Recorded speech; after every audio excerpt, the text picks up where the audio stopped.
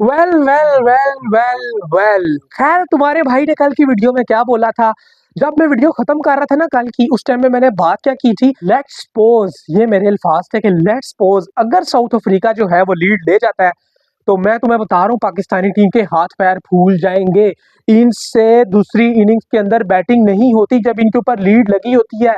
71 run की lead लगी हुई थी, 271 रन की लीड नहीं लगी हुई थी जिस तरह ये सारे आउट होकर अधमुए होकर चले गए हैं।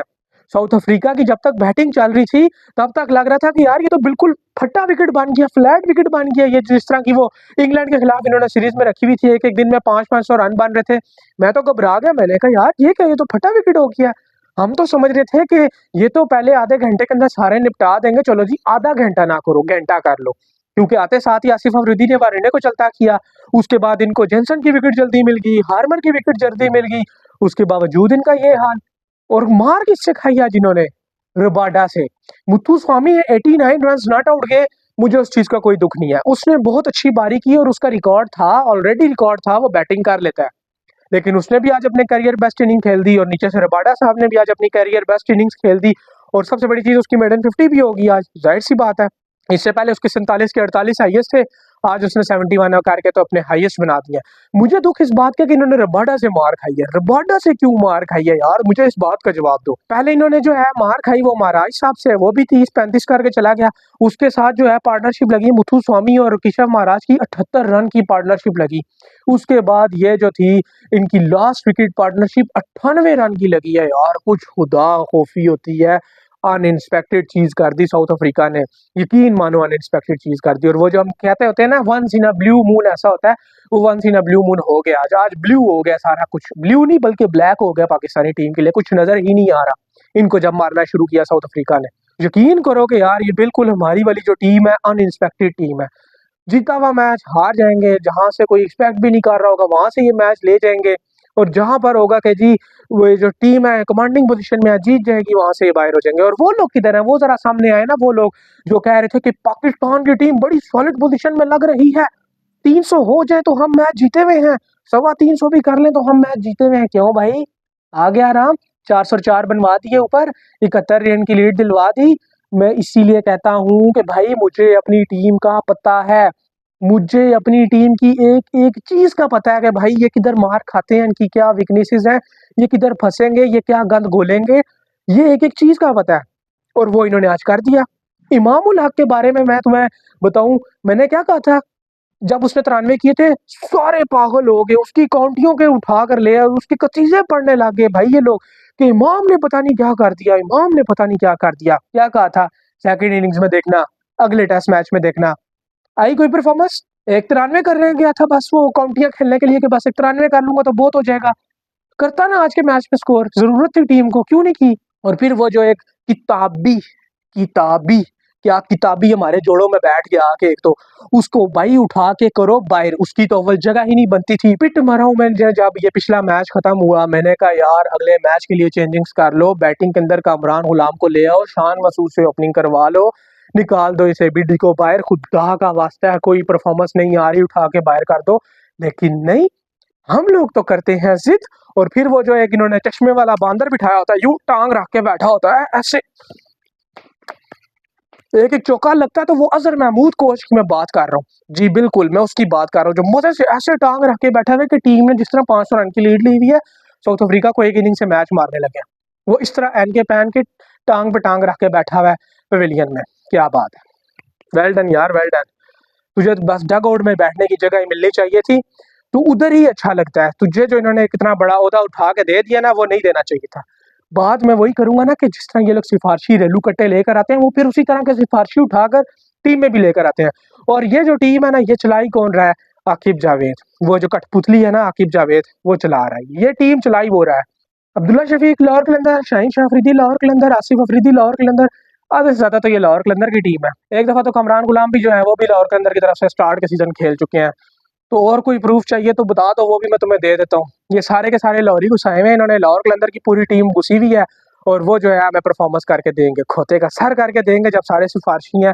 और इस परफॉर्मेंस की एक सबसे बड़ी वजह मैं आपको बताऊं क्या है, ये जो टीम अचानक से तितर बितर हो गई है, ये जो ड्यूरिंग द सीरीज इन्होंने जो वो फैसले करने शुरू कर दिए ना बड़े बड़े के वनडे का कैप्टन कौन होगा, T20 का कैप्टन कौन होगा, शाहीन को बना दिया है, रिजवान को हटा दिया है।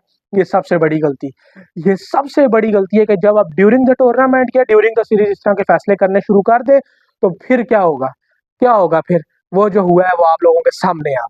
और फिर जिस तरह की माशाल्लाह फील्डिंग में हम लोगों ने कैचेस छोड़े, उसके बाद रिजवान साहब ने स्टंप छोड़ा, और उस जितने आप लोगों ने चांसेस दिए थे साउथ अफ्रीका को, इतने चांसेस के बाद तो भाई उनकी ये परफॉर्मेंस बनती ही है। और साउथ अफ्रीका को क्रेडिट देंगे यार कि उन्होंने अच्छी क्रिकेट खेली है। और जिस तरह मैंने उनको क्रिटिसाइज किया था अपनी पिछली वीडियो के अंदर, उन्होंने जो है क्रिटिसिज्म का भाई पूरा करके दिखा दिया कि आप हमें क्रिटिसाइज कर रहे हो, बड़ी टीम है, हमें अगर एक आधा दिन कोई बुरा निकल जाए तो उस पर क्रिटिसिज्म बनता नहीं है। लेकिन मैंने फिर भी कर दिया। उन लोगों ने भाईजान उस चीज़ का बड़ा रिगार्ड किया और उन्होंने अच्छी परफॉर्मेंस करके दे दी। उनके हिसाब से तो ये भाई आउटस्टैंडिंग परफॉर्मेंस है। और साउथ अफ्रीका जो है कमांडिंग पोजीशन में है, वो ऑलमोस्ट 70% ये मैच जीत चुके हैं। पाकिस्तान 30% चांसेस हैं वो भी इस तरह के बाबर आजम जो है वो 49 नॉट आउट को 150 नॉट आउट में ले जाए, मोहम्मद रिजवान सेंचुरी कर जाए, तो फिर कोई एक बड़ी लीड अगर लग जाती है 350 की, तो फिर हम कुछ कह सकते हैं कि हाँ यार अब पाकिस्तान जो है वो स्ट्रॉन्ग पोजीशन में है। लेकिन इस हिसाब से तो बहुत मुश्किल है यार। इस हिसाब से अगर ये फाइटिंग टोटल पे अगर मैं आपको बताऊं कि अगर ये कोई बनता हुआ तो वो 170-80 रन की अगर पाकिस्तान लीड लेता है तो इनके कोई चांसेस आप कह लें कि 50-50 होंगे। फिर मैच के 40-60 कर लें, 50-50 फिर भी नहीं होंगे। तो फिर आप कह सकते हैं कि यार कुछ ना कुछ हो सकता है और पाकिस्तान थोड़ी सी उस टोटल पे फाइट कर सकता है। और चौथे दिन के एंड में क्या पता विकेट बहुत ज़्यादा टर्निंग हो जाए तो फिर मुश्किल हो जाए साउथ अफ्रीका के लिए भी बचाना मैच। तो वो चांसेस बहुत कम है और बहुत स्लाइटली चांसेस है, इतने ज़्यादा चांसेस नहीं है।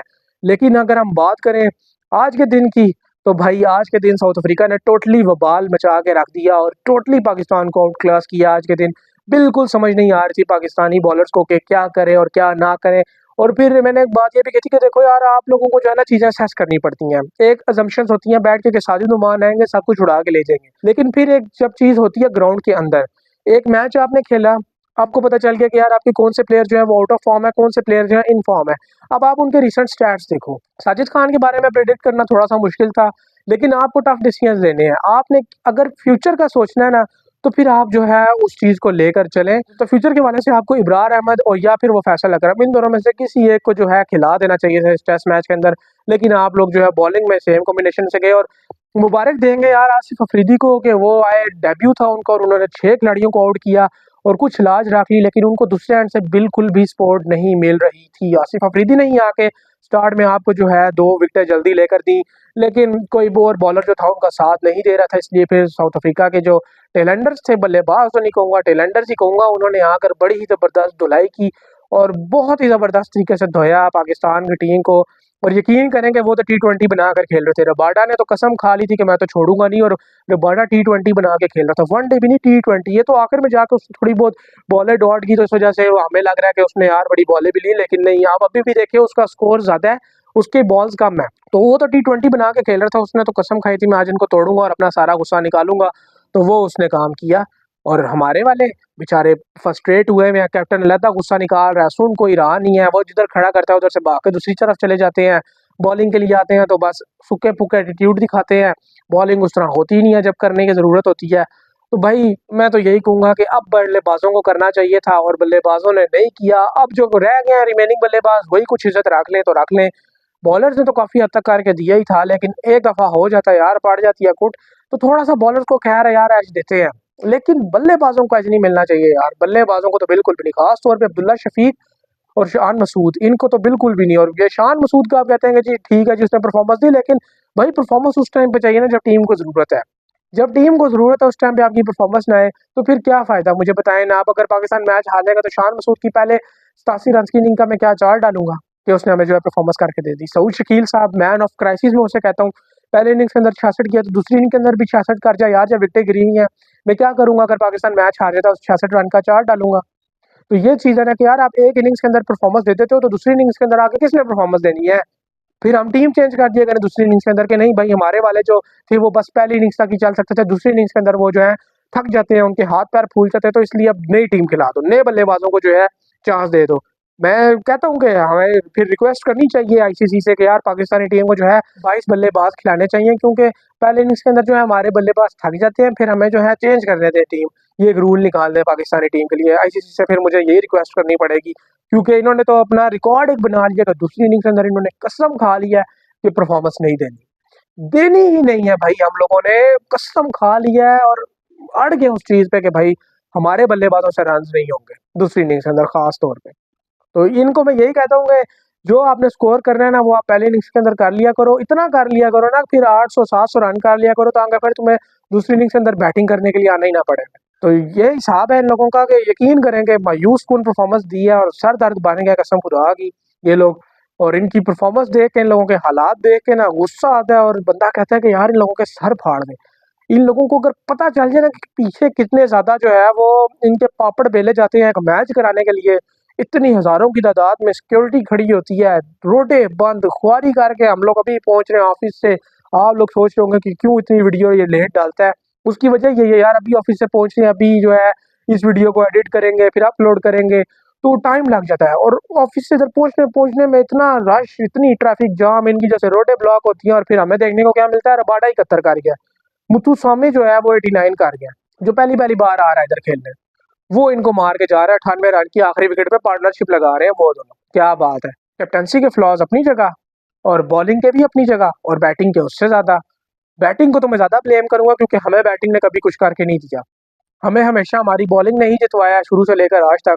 उनको एक आधा दिन फैंटी चढ़ गई तो उनका जो खसारा है वो अब ये हमारे जो बल्लेबाज है वो पूरा करके दे, क्योंकि जो बैट्समैनों का खसारा होता है वो हमारे बॉलर हमेशा पूरा कर देते होते हैं। तो आज एक ऐसा मौका आया कि अब हमारे बॉलर का खसारा जो है वो बल्लेबाजों को पूरा करके देना, तो अब करके दे बाबर रिजवान। अब जो उनके कंधों पर जिम्मेदारी है, अब सारी आंखें बाबर रिजवान की तरफ ही हैं कि वो क्या करते हैं, और उन्हीं को परफॉर्मेंस देनी होगी कि सलमान अली आगा आके परफॉर्मेंस दे और टीम को बचाएं, बड़ी इनिंग्स खेले। और टेल को भी यही कहूंगा कि खुदा का वास्ता है तुम लोग भी कोई आके परफॉर्मेंस दे देना। उनकी टेल ने देखा है 30-30 स्कोर किए, आके 71 करके चले गए, तो तुम लोग 30-30-30 भी कर दो ना, उनका आधा आधा भी कर दो, तो टीम में फाइटिंग टोटल तक चली ही जाएगी, फाइटिंग टोटल हो जाएगा। इतनी कोई बड़ी बात नहीं है, सिर्फ क्या है कि उनको प्रेशर में लेकर आओ, प्रेशर से निकलो, रिलैक्स होकर क्रिकेट खेलो। कोई इतनी अफलातून चीजें नहीं है, कोई मुरलीधरन आके उधर बॉलिंग नहीं करवा रहा या शेन वॉर्न आके बॉलिंग नहीं करवा रहा। सिंपल बॉलर था, उनको एज सिंपल बॉलर ट्रीट करके खेलो। ये हवा मत बनाओ, हवा बनाओगे तो बर्बाद हो जाओगे। बहरहाल ये है कि कल ये जो है चौथे दिन कारनामे करेंगे, वो भी आप लोगों के साथ इसी तरह डिस्कस करेंगे। आप लोगों की जो भी राय हो इस दिन के बारे में और इस परफॉर्मेंसेस के बारे में वो कमेंट सेक्शन के अंदर जरूर बताइएगा। अपना बहुत सारा ख्याल रखिएगा, मिलते हैं आप लोगों से नेक्स्ट वीडियो में, तब तक के लिए अल्लाह हाफिज़।